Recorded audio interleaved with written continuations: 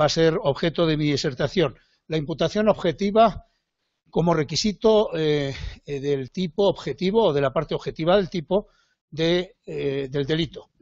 Si esta conferencia la hubiera dictado, como he hecho en otras ocasiones en Colombia, en otras universidades fuera de mi país o en mi país, hace 15 años, les habría añadido del tipo de los delitos de resultado.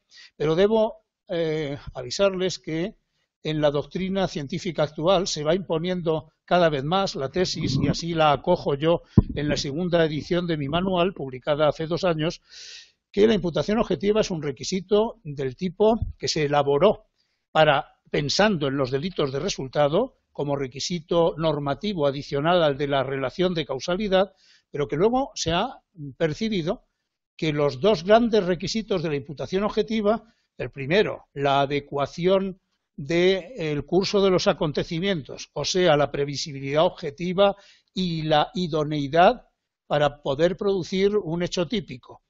Eso es, dicho en otros términos, la peligrosidad, la creación de un riesgo relevante por parte de la acción, que ni más ni menos eso es la adecuación.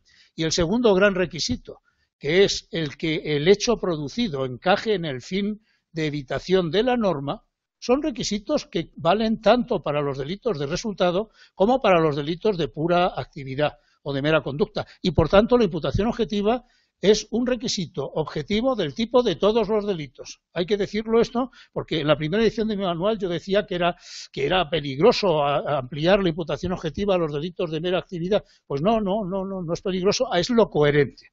Bueno, dicho esto, la imputación objetiva no voy a entrar ni me voy a extender ni en sus orígenes ni en el primero de sus requisitos, el de la adecuación o creación de un riesgo relevante de peligrosidad de producción de un hecho delictivo. Sin embargo, simplemente diré que es un requisito del delito que crean 3 autores alemanes, Larens, Honig y Engisch, en los años 20-30, tomando la vieja idea de la imputación de muchos juristas, no solo penalistas, de Hegel, de Kant, etcétera, y trayéndola a la teoría del delito sumada al concepto de acción primero, como primer requisito del delito, y luego al concepto de causalidad, diciendo que sin imputación objetiva del resultado, en aquel entonces se hablaba sin duda del resultado, de delitos de resultado, no se puede dar la parte positiva del tipo completo. Esa teoría inicialmente en los años 20-30 era minoritaria, pero a lo largo de los años 50-60 en la doctrina alemana se va haciendo cada vez más mayoritaria y es nuestro común maestro alemán, el genio mayor del derecho penal que yo creo que ha tenido el siglo XX después de Franz von Liszt, sin desmerecer a un penalista tan genial como fue el creador del finalismo, Hans Welzel, pero desde luego en la segunda mitad del siglo XX y en su conjunto Klaus Roxin es una cabeza absolutamente privilegiada y única. Y por cierto, llevamos ya 2 décadas del siglo XXI y Klaus Roxin con sus 83 años sigue con la mente lúcida y sigue conferenciando por todo el mundo. Es un privilegio verle. Pues bien, Klaus Roxin fue el gran difusor de la teoría de la imputación objetiva y el que la desarrolló. No solo él, una cantidad enorme de autores alemanes la fueron desarrollando. Y luego en la dogmática de otros países, en países de lengua hispana, empezando por España, pero también en Italia, en países centroeuropeos, la teoría de la imputación objetiva se van haciendo aportes a la misma y se acaba convirtiendo en teoría absolutamente no solo mayoritaria, sino dominante poco a poco en la doctrina científica y en la jurisprudencia de prácticamente todos los países. Tiene un enemigo mortal esta teoría, que sin embargo admite la doctrina claramente dominante, es el finalismo. Lo que pasa es que como el finalismo hoy es una posición residual dentro de la dogmática, antes no lo fue, pero ahora sí, de la dogmática penal, pues la verdad es que se ha hecho absolutamente mayoritaria. ¿Y qué sostiene el criterio de la imputación objetiva después de todos los desarrollos que se le han dado? Resumiendo lo siguiente, para que un hecho, inicialmente se decía, para que un resultado pueda ser atribuido, se pueda hacer responder del mismo a un sujeto, a un ser humano, a su autor, no basta con que se haya causado o se haya contribuido causalmente a la producción de ese hecho o de ese resultado, si es un delito de resultado, sino que jurídicamente debe poder valorarse la producción de ese hecho o de ese resultado como obra de la acción del sujeto y de la peligrosidad inherente a dicha acción. Y por eso obra de aquello que precisamente la ley penal quiere evitar, para proteger bienes jurídicos. Por tanto, no puede tratarse de una causación de un hecho que, en definitiva, sí se ha causado, el ser humano lo ha causado materialmente, pero desde el punto de vista jurídico podría atribuirse más bien al azar, al destino ciego. No. Hay que hacer una valoración jurídica en varios pasos, de tal manera que se den estos requisitos que acabo de decir. Peligrosidad inherente a la acción, realización en el curso del hecho precisamente de ese peligro, y que se trate de aquel tipo de peligros o de aquella clase de peligros que la norma quiere evitar. Esto ha dado lugar a los dos grandes requisitos que les acabo de anticipar, que se exigen para la imputación objetiva. La creación de un riesgo relevante, también llamada adecuación de la acción y del curso causal, que es lo mismo, creación de algo, de un curso causal previsible, objetivamente previsible, con el que se puede contar. Eso significa que ahí hay peligrosidad, hay riesgo. Creación de riesgo que la doctrina moderna mayoritaria en Alemania, y se va imponiendo por influjo de la teoría alemana, también en muchos países, en muchos autores, se exige que sea riesgo no permitido, creación de un riesgo superior al permitido. O sea, se mezcla aquí la teoría del riesgo permitido con la teoría de la imputación objetiva, y que precisión esta, o forma de entender este primer requisito, creación de un riesgo desaprobado, jurídicamente desaprobado, un riesgo, por tanto, no permitido, es una posición que personalmente no comparto, porque creo que el criterio del riesgo permitido debe examinarse entre las causas de exclusión de la tipicidad en unos casos o de justificación en otros. Es un tema muy complejo en el que aquí no se puede entrar, pero bueno, en definitiva el resultado acaba siendo el mismo. Si hay riesgo permitido no hay responsabilidad penal. Si se supera el riesgo permitido puede haber responsabilidad penal, pero creo que el lugar idóneo para tratar la superación del riesgo permitido no es la imputación objetiva. La imputación objetiva basta con crear un riesgo mínimamente relevante, que a lo mejor está dentro de los márgenes del riesgo permitido. No importa, con eso ya podría haber imputación objetiva. Luego iremos a examinar si, pese a todo, pues se autoriza la acción porque preponderan otros intereses que hacen que el riesgo se pueda permitir. ¿De acuerdo? Y este criterio, ya no les digo más del criterio de la adecuación, y hoy llamado también criterio de la creación de un riesgo relevante. Este criterio es el que durante los 30 primeros años de discusión de la imputación objetiva sustituyó la viejísima discusión de más de un siglo sobre si los cursos causales irregulares, anómalos, con causas concurrentes, con causas que se adelantan unas a otras, con lo que se llama ruptura o interrupción del nexo de causalidad o del nexo causal, pues daba lugar a responsabilidad penal o no. Todo lo que antiguamente se discutía diciendo hay o no hay relación de causalidad conforme a la teoría de la equivalencia de las condiciones, o de la causa adecuada, o de la causa jurídicamente relevante, o de la prohibición de regreso, o de las causas individualizantes, todo eso, a partir de los años 60, la dogmática penal moderna lo trata, deja de discutirlo en la causalidad. La causalidad es algo mucho más simple, se aplica como teoría mayoritaria la teoría de la condición y se acabó, y se descartan las otras teorías restrictivas y se dice no, las restricciones jurídicas hay que hacerlas en el requisito de la adecuación, previsibilidad objetiva y peligrosidad de esa acción para bienes jurídicos y, por tanto, creación de riesgos jurídicamente no despreciables. Bueno, dejo, por tanto, este requisito y paso al segundo requisito, que va a ser el objeto fundamental de atención de mi conferencia. El segundo requisito es el de el fin de protección o evitación de la norma. Este criterio, y vamos a irlo viendo en muchos pequeños grupos de casos, pues es el que da, desde mi punto de vista, sin duda es lo que comparte la doctrina en la ciencia y en la doctrina de los tribunales, el que da más juego a la hora de decidir cuándo se hacen restricciones en virtud de la interpretación del sentido de la finalidad de los tipos, porque, por cierto, algunos de ustedes dirán, ¿Dónde está el requisito de la imputación objetiva que hoy se ha convertido en requisito mayoritario? Cuando el tipo de las lesiones, de la estafa, del homicidio, hablan de causar un perjuicio, están utilizando la palabra causar o producir. ¿Por qué hay que pedir imputación objetiva? Muy sencillo, porque los tipos penales utilizan elementos no puramente fácticos o no solamente elementos fácticos, sino que claramente ahí hay elementos con un significado axiológico, o sea, valorativo, y por tanto con un significado normativo, y que pretenden una determinada finalidad, un telos. Entonces hay que hacer interpretaciones axiológicas y teleológicas de los elementos aparentemente fácticos. Al final no son solamente fácticos. Entonces no es más que, es un criterio de interpretación, la imputación objetiva, que quede esto claro. Interpretación restrictiva, por cierto, con lo cual no se vulnera el principio de legalidad, de los requisitos objetivos del tipo conforme a criterios axiológicos o valorativos y teleológicos o finalistas. Pues bien, el criterio del fin de protección o de evitación de la norma lo destacan una serie de penalistas alemanes, Ulzenheimer, quizá el primero, después Roxin, y Roxin le añade en los últimos años, en las diversas ediciones del tomo 1 de su tratado, un segundo criterio que llama el del ámbito del tipo, pero en el fondo y en definitiva se confunden bastante y la doctrina mayoritaria consideran que es el mismo criterio.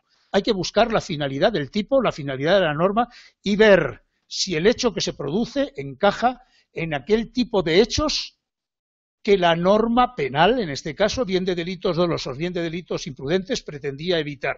Por eso se le llama fin de evitación de la norma, aunque desde la otra perspectiva muchos hablan del criterio del fin de protección de la norma. Pues bien, ese criterio, en primer lugar, supone que ese riesgo que en la adecuación hemos dicho creación de un riesgo jurídicamente relevante, para muchos jurídicamente superior al permitido, bueno, no discutamos eso, que ese riesgo de la acción se realice precisamente en el resultado final producido o en el hecho finalmente ejecutado si es un delito de actividad. Que no haya simplemente una peligrosidad ex ante, que finalmente esa peligrosidad se consume en el resultado. A eso le llaman algunos nexo de antijuridicidad. Aplicando este criterio, ¿cuándo no habrá imputación objetiva? Que es lo que ahora nos interesa desde el punto de vista negativo, para que veamos para qué sirve esta categoría, para absolver en muchos casos, o para que no haya, no absolver, para que no haya delito consumado. Pues miren, en primer lugar, en los llamados cursos anómalos o irregulares, derivados de un hecho doloso o de un hecho imprudente, en muchos casos hay que excluir la imputación objetiva porque, bueno, se podría hablar de que no hay adecuación, pero otra perspectiva es negar que se realiza el peligro en el resultado concreto. Por ejemplo, cuando una herida a un campesino primero se cura y no iba a ser una herida que causara gravísimas lesiones, ni menos la muerte, pero luego, por falta de higiene, se infecta. Pues lo cierto es que lo que se ha realizado es el riesgo de la falta de higiene, no el riesgo de la primera herida que con la primera cura quedó descartado. Así que no ha habido realización en el resultado del riesgo que implicaba la acción peligrosa. O un disparo, caso este que parece caso de caso de laboratorio, pero que se produce en la práctica, la policía lo sabe, los disparos que producen un rebote múltiple y curiosamente acaban alcanzando a una persona, a la víctima que quería el autor o a alguien que está a su lado con suficiente potencia para producirle la muerte o lesiones muy graves. Se puede considerar aquí que la peligrosidad que implicaba un disparo hecho con muy mala puntería en vez de al lugar donde está la víctima, realmente a una pared o al techo, no es la que se ha realizado. Se ha realizado algo totalmente anómalo, que es en el fondo obra de la casualidad, del azar. Por tanto, ¿qué pasa en estos casos? ¿No hay responsabilidad? No, lo que no hay es imputación objetiva, pero había una tentativa inicial. Habrá responsabilidad no por delito consumado, sino por tentativa. Segundo grupo en que puede ocurrir lo mismo, los casos de desviación del curso causal, o por causalidad superadora, o rebasante, o adelantada. Pues en ellos el peligro de la acción no se realiza. Por ejemplo, si yo apuñalo a alguien en el tórax con ánimo homicida, pero la víctima por lo que muere no es porque yo le alcance un órgano vital, sino que realmente le he dado una zona no vital, no he interesado ningún órgano esencial, pero el cuchillo, y no lo sabía el autor, estaba envenenado. De modo que una herida un poco profunda le causa la muerte. ¿Se ha realizado la peligrosidad de un apuñalamiento mal hecho? No, que no da en el corazón ni en el hígado, en fin. Pues no, lo que se ha realizado es un riesgo totalmente diferente y, por tanto, hay tentativa, no hay delito consumado. Otro ejemplo, a una persona la quieren matar de un disparo y resulta que la víctima se le causa la muerte al ir a disparar, pero la bala no llega a darle a la víctima, le pasa rozando o le da, pero le da en un brazo, así que no le habría producido la muerte. Y sin embargo, ¿saben por qué muere la víctima? Porque era un enfermo de corazón y al ver que le van a disparar sufre tal shock que padece un infarto. Nuevamente no se ha producido, no se ha realizado el riesgo inherente a la acción inicial. A veces el riesgo que se produce no es el que pretendía el sujeto, pero sin embargo sí era otro de los riesgos inherentes a la acción. Así, por ejemplo, cuando una persona tira a otra, el famoso caso, le pega un empujón y lo lanza a un río desde lo alto de un puente muy elevado, queriendo que la víctima, que no sabe nadar o el río lleva aguas turbulentas, muera ahogado. Y sin embargo, la víctima muere no ahogado, sino porque se estrella y se parte la cabeza contra una de las pilastras o pilares del propio puente. Ese no es el riesgo que quería realizar el autor, pero sí es uno de los riesgos inherentes que sabe el autor, que implica el hecho de tirar a una persona desde lo alto de un puente muy elevado. Más casos, estos simplemente mencionados telegráficamente, los llamados casos de dolus generalis, ocurre exactamente igual. El dolus generalis se llama al supuesto, se llama porque hay quien dice que al final hay un dolo global del principio al final, al supuesto en que una persona quiere realizar el hecho, concretamente matar, y cree que ha tenido éxito con su acción de apuñalamiento, de disparo, de estrangulamiento, pero el aparente cadáver, que parece que es un cadáver, no ha muerto, pero por no consultar a un médico, el autor lo que quiere es desembarazarse del cadáver simulando un accidente o enterrándolo o tirándolo a un precipicio o arrojándolo al mar. Y como la víctima realmente no había muerto, entonces es cuando el sujeto le causa la muerte. Causalidad, claro que hay, pero hay realización del peligro inherente a la acción inicial que era la dolosa. No, señor, ha fallado. Hay una tentativa o delito frustrado, como ustedes quieran, una tentativa fracasada de matar. ¿Cuándo se realiza el peligro? Pues en la segunda acción, que es la peligrosa. Si alguien que realmente no está muerto lo enterramos, le causamos la muerte. Si lo tiramos por un precipicio, le causamos la muerte. Si simulamos un accidente de circulación haciendo chocar brutalmente al carro donde se pone a esa persona que creíamos que estaba muerta con una pared, ahora le causamos la muerte. Pero esa segunda acción, que sí es la peligrosa y sí es la que realiza el peligro, no tenía dolo. Por tanto, en este caso hay una tentativa inicial, pero el resultado final no se le puede imputar a esa tentativa dolosa, sino a una acción imprudente, que es la que hay al final. Y por último, dos casos más que simplemente menciono porque no puedo examinar, la llamada por la doctrina mayoritaria autoría accesoria de personas que llevan a cabo acciones que conjuntamente uniendo sus fuerzas producen un hecho que por separado serían incapaces de producir. A eso suele ser llamar autoría accesoria, pero es una mala traducción del alemán Nebentäterschaft, que en español debería traducirse, y así lo propongo en mi manual, en la última edición, como autoría yuxtapuesta o autoría paralela, porque lo de accesorio parece que es accesorio de algo principal, y no, son dos autorías en plano de igualdad sin que alguien sepa del otro. Esto se puede dar en delitos dolosos o en delitos imprudentes. Pues bien, el resultado, el hecho que finalmente se produce, no realiza la peligrosidad insuficiente de las dos acciones iniciales. Y eso tiene consecuencias. Y por último, existen los llamados cursos causales hipotéticos, en los cuales alguien ha producido un atropello, una muerte, unas lesiones graves, y las ha producido de verdad infringiendo normas. Pero los abogados ponen de manifiesto que aunque hipotéticamente hubiera llevado a cabo la misma conducta lícita, hecha sin infringir normas, probablemente, muy posiblemente, se habría producido el hecho igual. Pues bien, en estos casos, que hay mucha discusión sobre cómo se resuelven, hay que decir, desde mi punto de vista, que lo que falla es el criterio de la realización del peligro. No se realiza el peligro y, por tanto, no se cumple el criterio del fin de la norma. Y paso a la última parte de los casos del fin de la norma. Hay casos que ya no tienen que ver con la no realización del peligro, sino que directamente el hecho que se produce no encaja en el fin de evitación de la norma. En las últimas décadas es el criterio que más discusión está produciendo. Voy a mencionar de modo casi telegráfico, porque no tenemos tiempo, desgraciadamente, para detenernos un poquito en ellos. Supuestos que, según la doctrina, puede que no encajen en el fin de la norma, bueno, hay discusión en algunos de ellos y hay parte de la doctrina que opina que sí. Primero, los llamados segundos daños.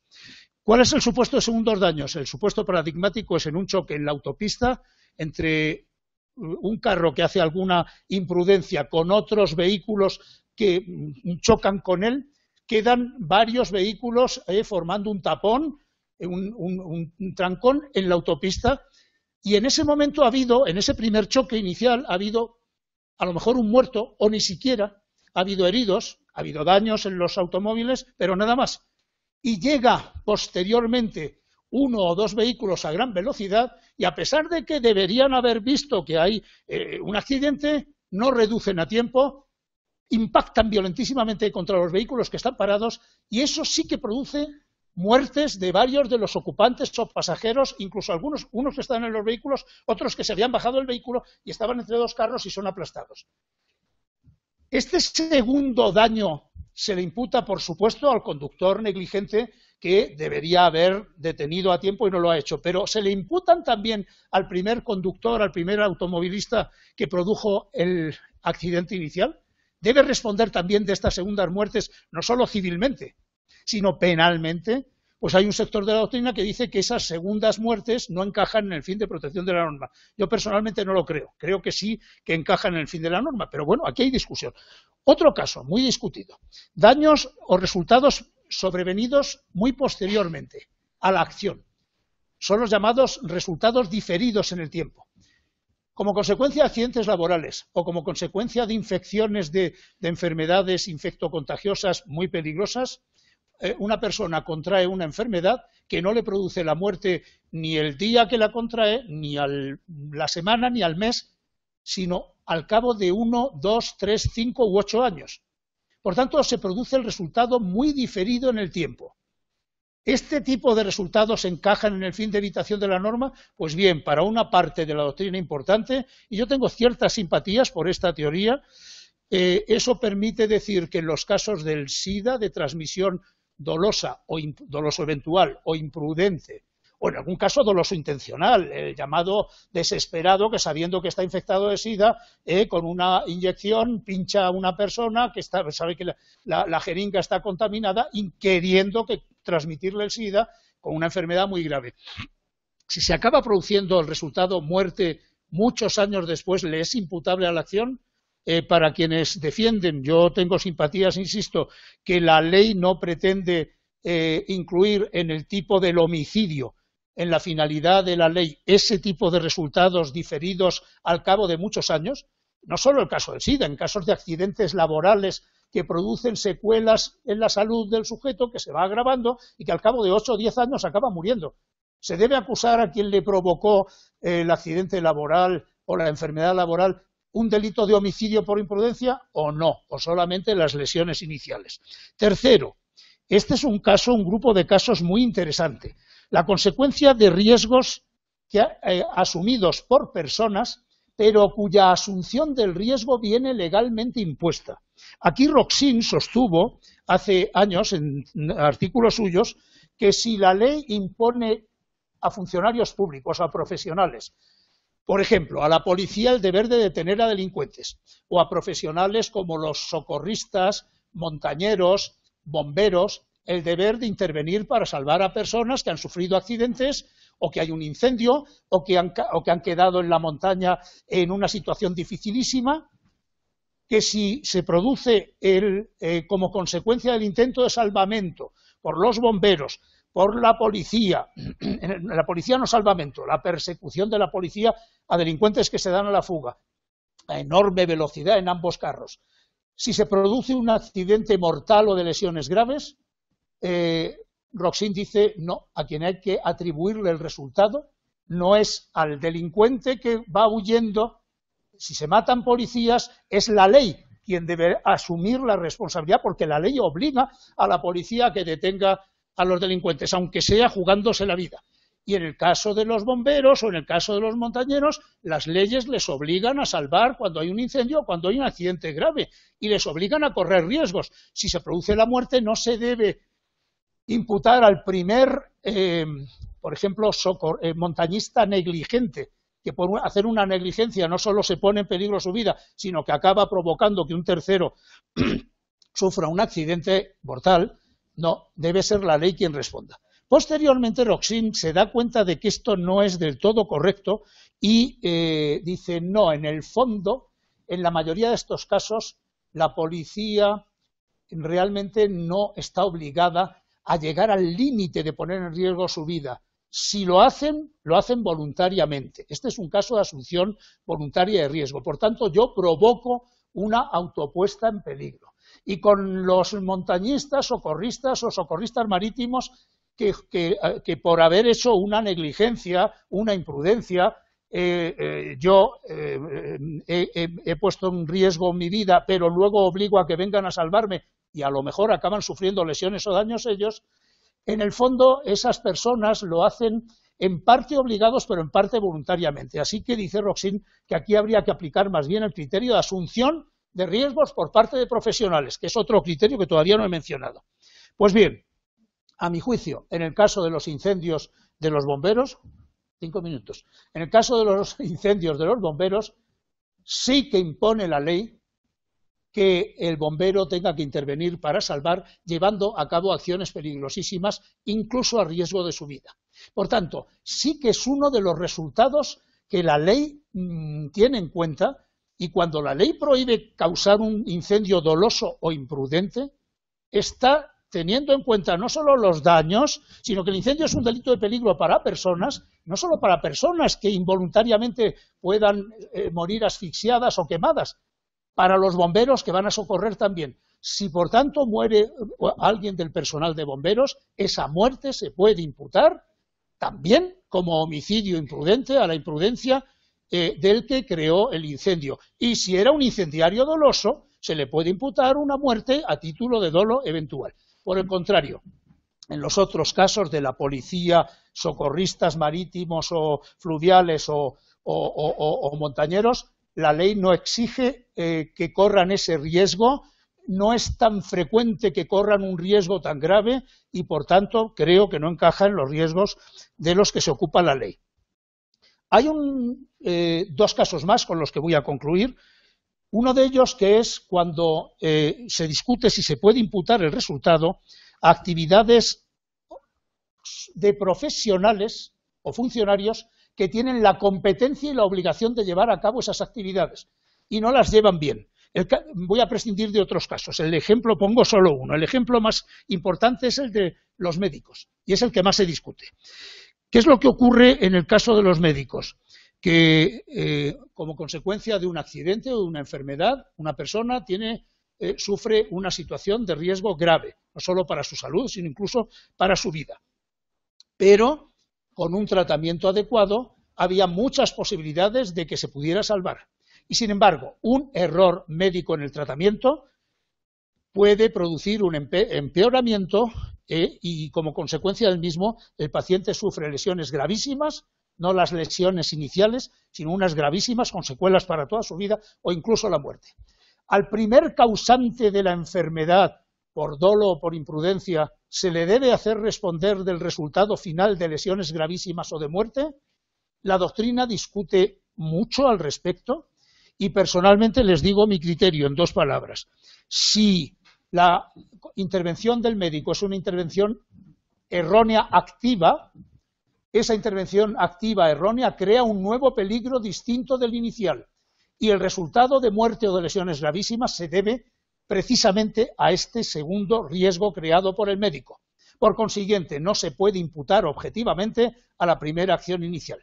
Si por el contrario lo que hay es una omisión, entonces hay que distinguir. En la mayoría de las omisiones, lo que verdaderamente acaba desembocando en el resultado gravísimo final es la conducta inicial dolosa o imprudente, peligrosa. Y la omisión del médico no es suficiente, del médico o personal sanitario no es suficiente para desplazar la responsabilidad, salvo casos de omisiones absolutamente anómalas, disparatadas, de imprudencias gravísimas que se pueda considerar que la propia omisión normativamente supone un incremento del riesgo. Y entonces ahí sí, ahí es el personal médico quien asume la responsabilidad. Y por último, y para concluir, 2 minutos más, aunque esto podría haberle dedicado 10 minutos, pero como sé que ya me he pasado de tiempo, 2 minutos. El caso que más se discute, y es una pena porque lo he dejado para el final, en los últimos 25 años en la dogmática penal, en conexión con el criterio del fin de evitación de la norma, es el caso de las autopuestas en peligro o las heteropuestas en peligro, pero consentidas. Heteropuesta en peligro quiere decir puesta en peligro ajena, yo pongo en peligro a heteros, a un otro, pero este consiente. Hay una discusión muy grande, hay una parte de la doctrina que ha dicho que estos son casos en que si la víctima finalmente sufre un resultado dañoso o de muerte y ha corrido riesgo, hay una parte de la doctrina que dice que actúa a su propio riesgo y que se le debe imputar. Hay una parte de la doctrina, la victimodogmática, que dice que cuando la víctima no toma medidas para protegerse suficientemente, y no solo en delitos contra la vida, sino en delitos sexuales o en delitos contra la propiedad o contra la esfera íntima, él sabrá, él está poniendo en riesgo su libertad sexual, su intimidad y, por tanto, pues responde del resultado y el agresor quedaría, según esto, impune. Esto es alucinante y equivocado. Y, por último, hay posiciones intermedias de las cuales mi maestro Roxin ha defendido la que, como muchas veces hace, es probablemente la posición más inteligente, pero que creo que tiene un pequeño fallo. Roxin dice, si el tercero se limita a participar en una autopuesta en peligro, pero quien verdaderamente se pone en peligro a sí mismo es la víctima, la conducta del tercero, por mucho que favorece la autopuesta en peligro, no es susceptible de imputación objetiva. El resultado finalmente producido no encaja en el fin de la norma. ¿Y por qué? El argumento de Roxin es el siguiente. Dice, en derecho alemán, no ya la autopuesta en peligro, sino la autolesión más grave, que es la muerte o las autolesiones corporales, son impunes. Aplicando las reglas de la participación, participar en un hecho atípico es impune. Y como la ley no ha creado un delito de participación en la autolesión ni de participación en el suicidio, entonces argumento de Roxin, argumento a maiore ad minus, de mayor a menor. Si participar y ayudar, no en una autopuesta en peligro, sino nada menos que en una autolesión de la integridad corporal o autolesión de la vida, suicidio, es impune, tiene que ser impune con mayor motivo la participación en la simple autopuesta en peligro. Claro, esto no vale para el Código Penal español o para el Código Penal colombiano, que castigan la inducción y el auxilio o ayuda al suicidio, ¿verdad? Por tanto, este argumento de Roxin ya no vale. Roxin da otros argumentos, pero en definitiva, al final él dice con otros argumentos que si simplemente yo participo en una autopuesta en peligro que la hace la propia víctima, yo debo quedar impune. Si por el contrario yo pongo en peligro, puesta en peligro ajena de otro, heteropuesta en peligro a un tercero, por mucho que él consienta, entonces sí que se me imputa los resultados que sufre ese tercero, hay imputación objetiva. Y por último dice Roxin, y esta es la aportación genial de Roxin, dice, pero hay heteropuestas en peligro en que realmente soy yo quien pongo el peligro al otro y el otro se limita a consentir, que normativamente equivalen a una simple participación en una autopuesta en peligro. Y dice Roxin, ¿y eso cuándo es? Pues cuando la víctima, el que consiente, conoce el peligro exactamente igual, tiene el mismo grado de conocimiento del peligro que el autor que le está colaborando con él. Personalmente, y este es el fin de mi conferencia, he defendido en un artículo publicado hace 4 años en varias revistas, si buscan en Internet lo pueden encontrar, que no basta con el criterio de Roxin del conocimiento por parte de la víctima. Lo que importa, y esta es la aportación mía desde el punto de vista de los requisitos, es que la víctima, en esos casos, tiene que tener el control objetivo del riesgo. Y les voy a poner un solo ejemplo que demuestra que Roxin y yo llegamos a resultados uno solo. Que llegamos a resultados distintos. Hay un caso muy famoso en Alemania, es el caso de los autosurfistas, los que hacían surfing a bordo de automóviles. Y dirán ustedes, ¿cómo que hacían surfing? Sí, hacían lo mismo que las tablas del surfing, se subían en el techo del carro, se agarraban como podían al techo y le decían al conductor, venga, maneja y a correr y a dar vueltas a ver si aguanto y no me caigo. Muchos de estos casos, desgraciadamente, acabaron con caídas espectaculares, con accidentes de partirse la columna vertebral, de quedar tetrapléjicos o de producir muertes. Roxin dice, el grado de conocimiento de las víctimas es el mismo que el del conductor. Por tanto, aunque aparentemente esto es una heteropuesta en peligro consentida, dice Roxin, no, el conductor simplemente participa en una autopuesta en peligro de la víctima. Así que el conductor debe quedar impune, no se le puede castigar por un delito de homicidio o de lesiones imprudentes. Yo simplemente por intuición, cuando leí este caso, dije, esto está mal. Y eso es lo que me llevó, y dije, no señor, aquí lo que cuenta es, ¿quién controla el curso del hecho? La víctima que está sufrida, que hace una barbaridad, pero agarrado al techo del vehículo, ¿controla el riesgo? Pues no lo controla, porque una vez que va el coche en marcha, por mucho incluso que quisiera decir para, no le van a oír. Y además no se agarra bien. Como no lo controla, esta es una heteropuesta en peligro en la que claro que hay imputación objetiva y por tanto responsabilidad penal. Nada más y muchísimas gracias.